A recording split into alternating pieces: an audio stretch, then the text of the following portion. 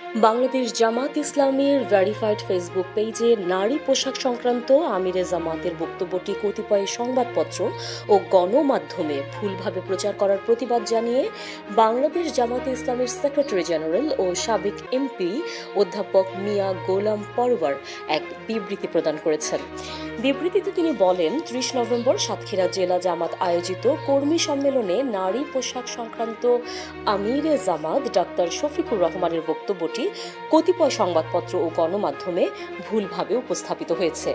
আমিরে জামাত প্রদত্ত বক্তব্যটির আগে ও পরের অংশ বাদ দিয়ে ভুলভাবে উপস্থাপন করায় জনমনে বিভ্রান্তি তৈরি হয়েছে।